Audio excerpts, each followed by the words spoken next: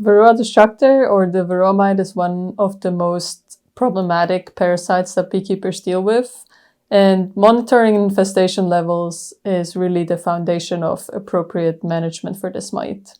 Today, we're going to walk through two common monitoring methods for Varroa, the sugar shake and the alcohol wash. Many beekeepers may gravitate towards using the sugar shake because it supposedly doesn't kill the bees. So when you return the bees to the colonies, they are going to do their regular job as usual, whereas the alcohol wash kills bees. However, in a recent study that we published and for which we collaborated with the University of Tennessee and Penn State University, we found that quite a large proportion of bees that underwent a sugar shake disappeared for the colonies, assuming that they died after the sugar shake.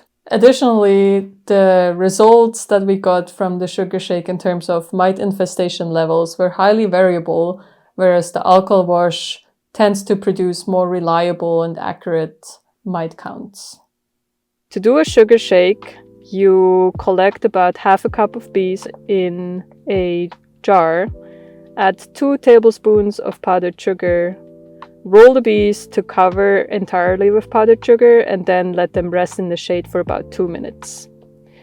After that, you want to vigorously shake the jar for 1 minute to dislodge the Varroa mites into a shallow basin of water. For those of you who have not done a sugar shake before, you can check out our demo video on our YouTube channel, walking you through it in full. Many beekeepers view the sugar shake as a more gentle option to monitor Varroa mites, but we see here that in order to properly dislodge the mites, the bees must be shaken quite hard. This also leaves room for variability in how hard each person or beekeeper is shaking the jar. If the jar is not shaken hard enough, it is possible that not all the mites will be dislodged from the bees. To understand what happened to the bees after a powdered sugar shake, we individually marked 300 bees from several colonies and returned them to their hive before checking back on them 5 days later to see how many were still present in the colony. For each colony, we collected 3 different bee samples to either undergo a standard powdered sugar shake, get covered with powdered sugar only but not shaken, and just get marked as a control group. As you can maybe guess, that method was quite involved, so we won't make you sit through us marking all the bees. In our experiment, workers that underwent a powdered sugar shake were significantly less likely to be found back in their colony 5 days later. We only found about 44% of those marked bees in their colonies. In contrast, workers that were simply dusted with powdered sugar or just marked and released back into their colonies were found at much higher rates again. This tells us that the shaking step, not the powdered sugar itself, has a negative effect on the bees that we use for a sugar shake. You can see here, sugar-covered bees are being dragged from the colony, and we see a bee with significant damage from the vigorous shaking that is required for the sampling method.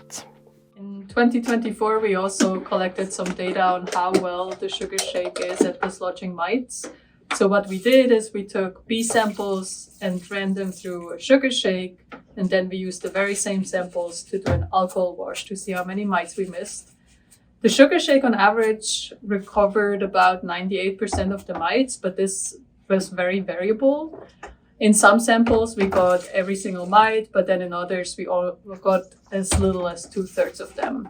So Smith and Skylar are using 2 bee samples that we use today for a sugar shake and are doing an alcohol wash on the same sample right now to see how many mites we missed in the sugar shake. And Smith had 0 mites in his sugar shake and found 1 additional mite.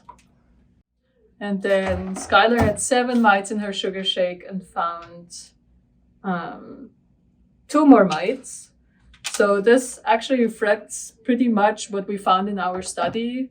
When you have little mites in your colonies in the first place, chances are that you're not going to recover many more mites in your alcohol wash after doing a sugar shake.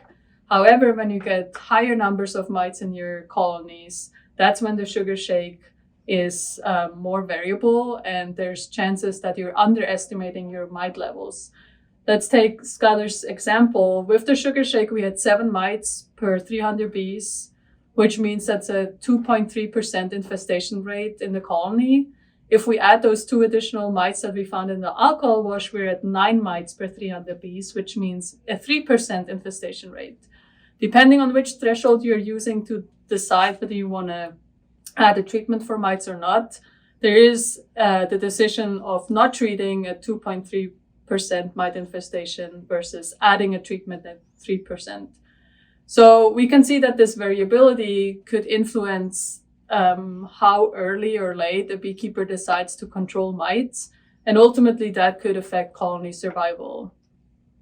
So based on our research, we do recommend the alcohol wash as a primary mite monitoring method because it yields more accurate, precise, and reliable mite infestation numbers compared to the sugar shake.